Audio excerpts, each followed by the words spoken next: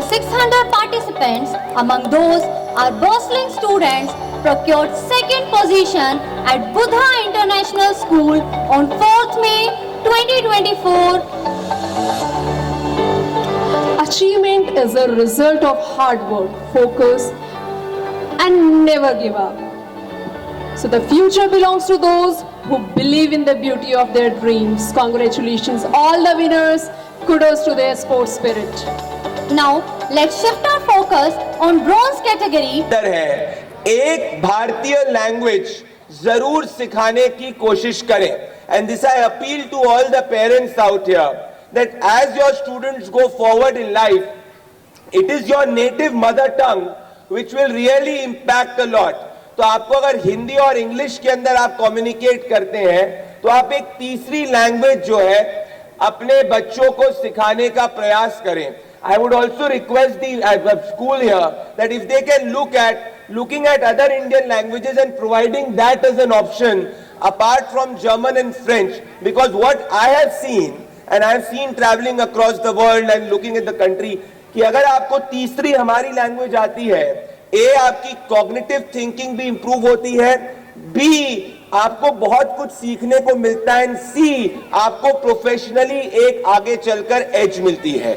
So my appeal to all parents and teachers out here is please try to promote and push students कि वो कोई तीसरी भाषा सीखे, भले वो तमिल हो, तेलुगु हो, कन्नड़ हो, कोई भी हो. मेरे मित्र यहाँ पे दो और भाषा बोलते हैं, हिंदी और अंग्रेजी के अलावा. मैं थोड़ी अच्छी हिंदी बोल लेता हूँ, थोड़ी ज्यादा अच्छी तमिल बोल लेते हैं, तो हम एक दूसरे से सीखते हैं. I think that is something which is very important. Second, जब भी आपकी छुट्टियां होती है तो मैं आप सबसे निवेदन करना चाहता हूं कि आप as parents and as faculties अपने बच्चों को, स्टूडेंट्स को देश के किसी ना किसी कोने में जरूर घुमाने ले जाइए. कोई ना कोई हिस्टोरिकल जगह पे जरूर ले जाइए. आज देश का टूरिज्म 10x ग्रोथ पे ग्रो कर रहा है.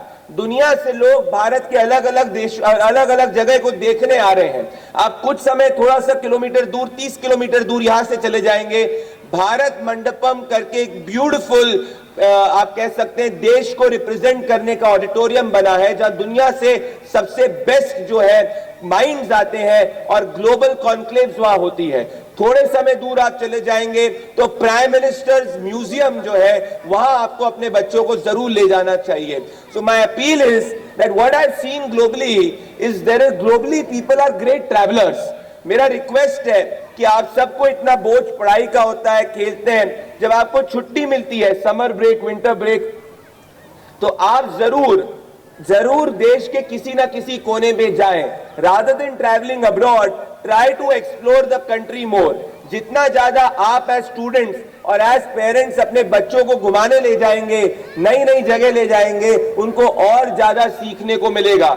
मैं आपको अपने पर्सनल एक्सपीरियंस से बता रहा हूं, इंजीनियरिंग करते हुए 9.8 CGPA लाते हुए 90-95% सब बोर्ड्स में लाने के बाद, पर जो आज मैं लर्निंग सबसे ज्यादा अपने साथ कैरी करता हूं वो मैं ये कैरी करता हूं कि जब मैंने अपने स्कूल में या अपने इंजीनियरिंग के अंदर जो एक्स्ट्रा को करिकुलर एक्टिविटीज करी, जो स्पोर्ट्स किया, जो देश के कोने कोने में मैं ट्रैवल करा, उससे जो सीखने को मिला उसका कोई कंपैरिजन नहीं है. There is no substitute to experiential learning. So my appeal and request to all of you young great minds is कि आप जरूर ट्रैवल करें. And last but not the least, आज देश में सबसे बड़ा परिवर्तन ये आया है जो आज के यंगस्टर्स के लिए, आप जब स्कूल के स्टूडेंट से जब आप कॉलेज में जाएंगे, आगे जाएंगे, कि आज देश के अंदर जो आपसे एक जनरेशन आगे है, आज 1 लाख से ज्यादा स्टार्टअप्स हमारे देश के अंदर हैं. आज हम चाइना से ज्यादा स्टार्टअप्स हिंदुस्तान के अंदर हो रहे हैं. आज अगर आप देखेंगे कि फॉर्च्यून 500 कंपनीज में सबसे ज्यादा हिंदुस्तान की कंपनीज की rate of growth Chinese companies की रेट ऑफ ग्रोथ से ज्यादा हो रही है. और ये पहले 10 साल पहले नहीं था. विच मीन्स व्हाट, कि अगर आपके पास कोई भी आइडिया है, आपको वो आइडिया को एक्सप्लोर करने का आज रिस्क लेने की अपॉर्चुनिटी है. तो वो दिन गए कि आप अगर क्रिएटिवली कुछ सोचते हैं और उसको आपको मार्केट नहीं मिलेगा, उससे आप रोजगार नहीं कर सकते, उससे आप अपनी लिविंग नहीं कमा सकते। टुडे जैसे यूएस के अंदर एक समय 20 साल पहले हुआ करता था, 15 साल पहले हुआ करता था कि नए नए युवा स्कूल से निकलते थे, कॉलेज से निकलते थे, अपनी कंपनीज खड़ा करते थे और ज्यादा पैसा कमाते थे और देश को भी कंट्रीब्यूट करते थे। आज हिंदुस्तान के अंदर सेम लेवल ऑफ एक्साइटमेंट देखने को मिल रहा है। तो अगर आपको कोई आइडिया है तो मेरा निवेदन आप सभी से है, उसको जरूर ट्राई करिए। अगर आप भीड़ से अलग हैं तो घबराइए मत। 30% अगर आपके 50% आ रहे हैं या 60% आ रहे हैं, पर अगर आपको अपने आइडिया में विश्वास है तो उसको जरूर रिस्क लेने के करेज को रखिए। आज आप वो करेज ले सकते हैं, 15 साल पहले वो आपके पास अपॉर्चुनिटी नहीं थी। और मेरा सभी टीचर्स से भी रिक्वेस्ट है और मेरा सभी पेरेंट्स से भी रिक्वेस्ट है, जरूर स्टूडेंट्स के अंदर हमारे हिस्टोरिकल फ्रीडम फाइटर्स ने देश की आजादी किस तरीके से मिली, हमारी हिस्ट्री क्या है, हमारा कल्चर क्या है, ये बिल्कुल सिंपल भाषा में अगर एक महीने में एक क्लास इस पे हो सके, अगर एक महीने में एक लेक्चर इस पर हो सके, तो मुझे लगता है कि ये बहुत ज्यादा स्टूडेंट के ऑलराउंड डेवलपमेंट में योगदान देगा। मैं only appeal to all of you is dream big, take risk, do not fear, sky is the limit and you are in the right hand in Excella World School। आप सभी ने मुझे बुलाया, मैं आप सबका धन्यवाद करना चाहता हूं एंड मैं आप सभी पेरेंट्स को भी कांग्रेचुलेट करना चाहता हूं कि आप अपने बच्चों को और इतनी सारी अपॉर्चुनिटीज देते हैं और यहां पर उनको आप करेज देते हैं और उनके साथ में एक सपोर्ट सिस्टम प्रोवाइड करने का प्रयास करते हैं। पर हाँ, अगर थोड़े परसेंटेज कम आ जाए तो डांटिए मत, इन जर्नी को एंजॉय करने दीजिए, because the world has today change, India has today change. All of you are contributors in making the country a developed nation as per the vision of Honorable Prime Minister Narendra Modi ji in 2047. So let's dream big, let's achieve big, think local, act global. This is what I can say. Thank you so much. All the best to you in all your future endeavors. And I hope that इस देश यहाँ से कुछ ऐसे youngsters निकले जो 10 साल 20 साल में देश का नाम विश्व भर में अलग अलग फील्ड्स में रोशन करें। बहुत बहुत धन्यवाद, शुक्रिया, थैंक यू।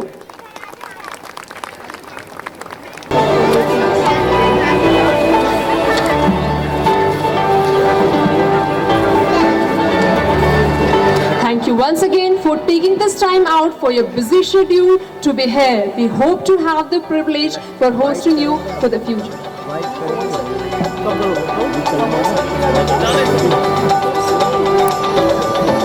इस माहौल में युवा जो है वो भागीदारी अपनी अदा कर रहे हैं। आज देश के युवा 1 लाख से ज़्यादा स्टार्टअप्स ऑलरेडी चालू कर चुके हैं।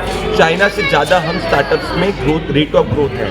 तो आज जो स्कूल में पढ़ने हुए बच्चे हैं उन सभी को मैं ये कहना चाहता हूँ, अपनी ड्रीम्स को अगर आपको फॉलो करना है तो सबसे अच्छा समय अभी है, क्योंकि आज भारत में ये मोदी की सरकार अवसर प्रोवाइड करती है।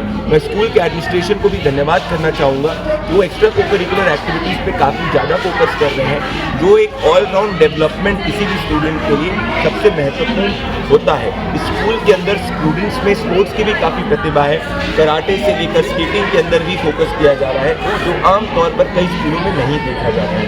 मैं आप सभी स्कूल का और बच्चों का धन्यवाद करना चाहता हूँ कि आज उन्होंने मुझे अवसर दिया अपने शामिल। बात की लैंग्वेज की, अदर लैंग्वेज बच्चों को सीखना चाहिए। देखिए, ये मेरा मानना है कि हर विद्यार्थी को अपनी 2 लैंग्वेजेज, अगर हिंदी और इंग्लिश, क्योंकि अभी हम हिंदी NCR के अंदर है, उसके अलावा एक भाषा जरूर सीखनी चाहिए, भले वो संस्कृत हो, भले वो तमिल हो, तेलुगु हो, मराठी हो, बंगाली हो, जो भी हिंदुस्तानी भाषा हो, भारतीय भाषा हो। इससे उनके ऑलराउंड डेवलपमेंट में उनको फायदा होगा और उनको एक कल्चरली हमारे देश में कैसे हम यूनिटी एंड डाइवर्सिटी में एक है, उस पर उनको बल मिलेगा और उनके हैबिट होगा। Thank you.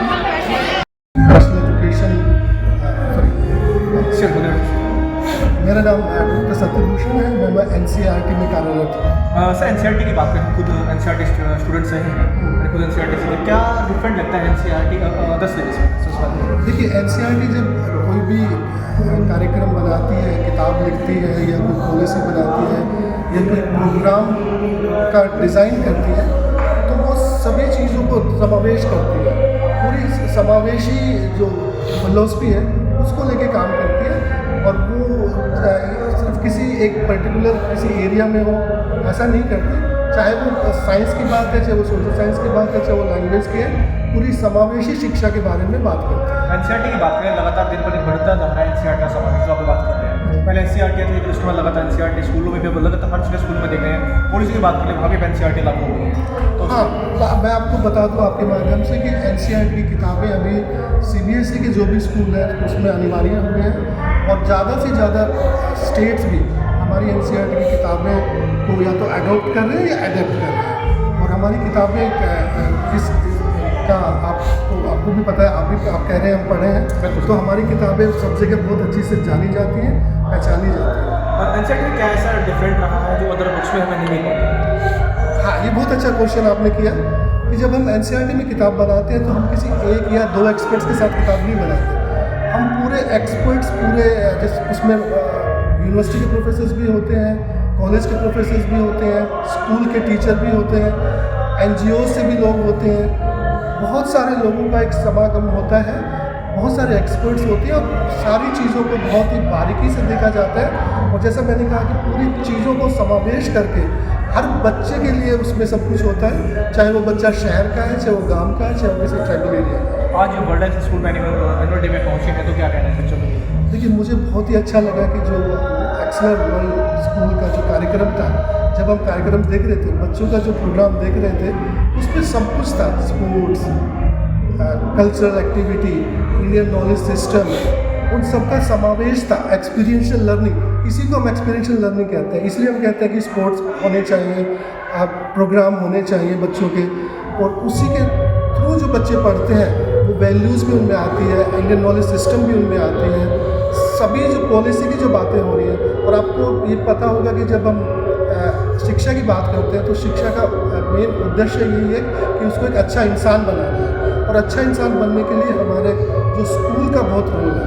वो स्कूल अगर ऐसी शिक्षा देती है जैसे एक्सेलर वर्ल्ड स्कूल शिक्षा दे रहा है, तो मुझे लगेगा कि हमारे NEP का जो इम्प्लीमेंटेशन हो रहा है वो बड़े अच्छे से हो रहा है। तो क्या मैसेज होगा स्कूल के लिए और बच्चों के लिए? जैसे कि मैंने पहले भी कहा, बच्चों के लिए और स्कूल के लिए और पेरेंट्स के लिए भी मैं ऐड करूँगा कि जो जैसे हमने कहा कि इंडियन नॉलेज सिस्टम को, मैं ये नहीं कह रहा कि इंग्लिश नहीं सिखाओ, इंग्लिश भी बहुत ज़रूरी है, हिंदी भी बहुत ज़रूरी है, और जैसा अभी एक वक्ता ने बोला भी था इस प्रोग्राम में कि दूसरी भाषा भी जो इंडियन लैंग्वेज है उसको भी सिखाना ज़रूरी है। और पेरेंट्स से मैं खासकर कहना चाहूँगा कि वो अपनी घर में भी इंडियन नॉलेज सिस्टम के बारे में बात करें।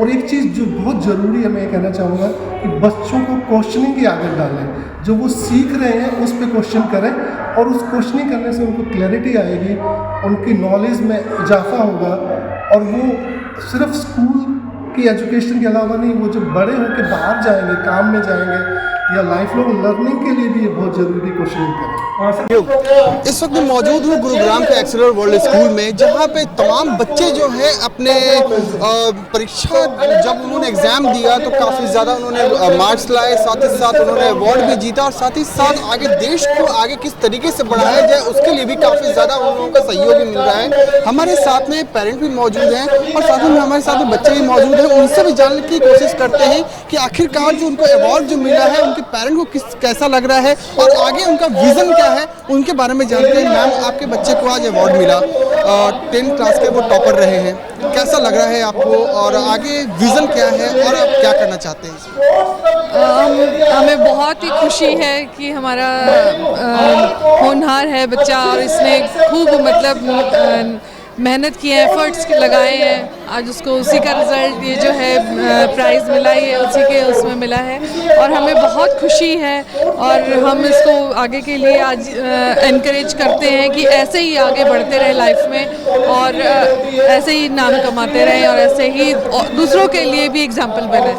मैम, आपने कहा कि आगे बढ़ाने के लिए आप तमाम ऐसी कोशिशें कर रही हैं जिस तरीके से बच्चे आपके पढ़ाई कर रहे हैं, और मैं आशा करता हूं कि आगे भी जाकर के ये काफ़ी ज़्यादा नाम रोशन आपका करेंगे। लेकिन अभी कई ऐसी सारी चीज़ें हैं जिसको लेकर के बच्चे अवेयर नहीं हो पा रहे हैं। बाहर जाने के लिए कोशिश करते हैं, लेकिन कई ऐसी चीज़ें हो जाती हैं जिसकी वजह से बच्चे अपने आप मन को मार लेते हैं। तो इसको लेकर के क्या कुछ कहना है और आपकी क्या रणनीतियाँ हैं आगे? नहीं, देखिए, थोड़ा सा मैं ये कहूँगी कि पेरेंट्स का इसमें पूरा हाथ होता है। अगर पेरेंट्स थोड़ा सा ध्यान दें, अपने बच्चों को एनकरेज करते रहें, टाइम टू टाइम उन्हें इस तरह के मोटिवेशन कुछ ना कुछ उन्हें देते रहें कि बच्चे अपने आप ही सोचें कि नहीं, हमें ये सब करना है, तो वो अपने आप ही नेचुरली आगे बढ़ते चले जाएंगे। और बच्चों के अंदर जिस चीज़ में, मैं ये नहीं कहती एक ही क्षेत्र में वो आगे जाएं, उनके जिस भी उसमें रुचि है, जिस भी पार्ट में उनको रुचि है, पेरेंट्स को पूरा उसके अंदर सपोर्ट करना चाहिए, चाहे वो कुछ भी है, चाहे वो उनका साइंस साइड है, आर्ट साइड है, एवरीथिंग। अभी कहा कि उसको जो बच्चे जो हैं उनको जिस चीज़ में रुचि है उसमें आगे प्रोवोक करना चाहिए बढ़ने से। लेकिन कई सारे ऐसे पेरेंट हैं जो वो अपना भी प्रेशर उस पर डालते हैं कि जो मैं चाहता हूँ वो ही करना है। कोई बच्चा चाहता है कि मैं डॉक्टर बनूँ, कोई बच्चा चाहता है कि एसपी बनूँ, आईपीएस बनूँ मैं, लेकिन कहीं ना कहीं पेरेंट जो है वो कुछ और ही चाहते हैं। तो इसको आप किस तरीके से देखते हैं? मैं तो ये कहूँगी कि आप बच्चे की चॉइस को देखिए, पेरेंट्स को कभी भी थोपना नहीं चाहिए, हमेशा उसके इंटरेस्ट को देखिए, बच्चा क्या करना चाहता है, आप अभी उसी के ऊपर डाल दीजिए कि वो मतलब क्या बनना चाहता है। बस आपने तो उसको सपोर्ट करना है, हर टाइम आपने उसको ये देखना है कि पूरा मतलब एक केयर जो होता है ना, वो पेरेंट केयर तो उसको चाहिए ही चाहिए। आप ये नहीं, आप उसको पुशअप नहीं कर सकते किसी भी चीज़ में कि ज़बरदस्ती आप ये करें, नहीं, ये ऐसा कभी भी नहीं करना चाहिए। मेरा ये मानना है कि बच्चे को जहाँ उसका इंटरेस्ट है ना, फ्रीली उसमें फ्रीडम दे दीजिए। बच्चा अपने आप अब वहाँ से चूज़ करता है, जो भी उसको लगता है वो अपने आप देखना आगे बढ़ता जाएगा। एक तरह से खुला एनवायरनमेंट दीजिए, उसको पुशअप नहीं करना, उसको इंटरेस्ट देना है। और मैं तो कहती हूँ कि पेरेंट्स को साथ में लग के, जिसमें उसका इंटरेस्ट है, पेरेंट्स को भी उसमें कोऑपरेट पूरा करना चाहिए, मतलब उसके सहयोग करते हुए आगे बढ़ते रहना चाहिए। एक बार बच्चे से भी जानने की कोशिश करता हूँ, क्योंकि उन्होंने अवार्ड जीता है, उनको मन में किस तरीके का लगा? क्योंकि खुशियाँ काफ़ी ज़्यादा हैं, जिस तरीके से मैम ने बताया। एक माँ होने के नाते बच्चे जब उनके अच्छे नंबर आते हैं, स्कूल में जब नाम होता है, कॉलोनी में जब नाम होते हैं, तो काफ़ी ज़्यादा उनको अच्छा लगता है। तो उनसे भी जान, बाबू आपने आज अवार्ड जीता, 10th क्लास में आप टॉप किए हो, कैसा लग रहा है आपको और आगे की आपकी क्या विज़न है, आपका एम क्या है? ये अवार्ड पाकर तो बहुत अच्छा लग रहा है कि मोटिवेशन है आगे के लिए। अब जैसे मैंने अब मेडिकल साइड ले रखी है, तो अब मेरा अगला नेक्स्ट एम यही होगा कि नीट क्रैक करना है, यही मेरा अगला मेन एम होगा। तो जिस तरीके से आपने 10th क्लास में आपने टॉप किया स्कूल में, जब आप बाहर निकलते हैं और इस तरीके से जब आपके फ्रेंड सर्कल जब आपको मिलते हैं, आपको काफ़ी ज़्यादा कॉन्ग्रेचुलेट भी करते हैं, तो उस वक्त में आपको किस तरीके का माहौल लगता है, कैसा लगता है? उस टाइम पे जो फीलिंग होती है वो लगता है कि आपकी सारी मेहनत आपकी वर्थ इट थी। जो आपने जो सारा हार्डशिप वगैरह किया, उससे आपको पता चलता है कि हाँ भाई, कि इससे मुझे ये मेरा रिवॉर्ड टाइप सा होता है कि मुझे मिला है। तो ये आगे एनकरेज करता है कि आगे और एक्सीलेंस पाने के लिए अकेडमिक्स में, तो ये एक मतलब मोटिवेशन के तरीके से होता है। आखिरी सवाल ये है कि जिस तरीके से मैम ने बताया कि मेरे बच्चे जो अभी पास हुए हैं, बहुत ज़्यादा मुझे खुशी है। तो कहीं ना कहीं अब आगे का जो आपका जो विज़न है वो आप गोल करना चाहते हैं, उन्हें अचीव करना चाहते हैं, तो इसको आप किस तरीके से देख रहे हैं? क्या कुछ प्रेशर भी है आपको, या जो पढ़ाई आप कर रहे हैं कहीं उसमें अप डाउन आपका चल रहा है कुछ ऐसा? नहीं, मेरा डॉक्टर बनने का सपना खुद से ही था, मैं बनना चाहता था। मेरा खुद इंटरेस्ट है मतलब उस सब्जेक्ट में, तो ऐसा कोई प्रेशर नहीं है किसी चीज़ का। उसमें इंटरेस्ट की बात होती है तो खुद करने का मन करता है, तो यही मेन वो है, अंदर से करने का मन करता है तो करता हूँ चीज़, ऐसे किसी चीज़ का प्रेशर नहीं। देखा कहीं ना कहीं बच्चे को जो जिस तरीके से जो प्रवोक किया जा रहा माता पिता की तरफ से, तो कहीं ना कहीं काफ़ी ज़्यादा सराहनीय है। अब हालांकि जिस तरीके से एक्सेलर वर्ल्ड स्कूल के बच्चे जो जिस तरीके से मुकाम पा रहे हैं और लगातार जो देश को रोशन करने के लिए उनका जो प्रतिभाग जो वो दे रहे हैं, आगे बढ़ चढ़ करके जो हिस्सा ले रहे हैं, तो वो कहीं ना कहीं काफ़ी ज़्यादा एक टैलेंट वाली बात है। और देखने वाली बात होगी कि जिस तरीके से प्रधानमंत्री नरेंद्र मोदी 2024-2047 में उनका जो विज़न है, तो कहीं ना कहीं वो सार्थक नजर आएगा या नहीं आएगा, वो समय आने पर ही पता चलेगा। कैमरा पर्सन प्रिंस के साथ Abhishek Anand, New India News, Delhi.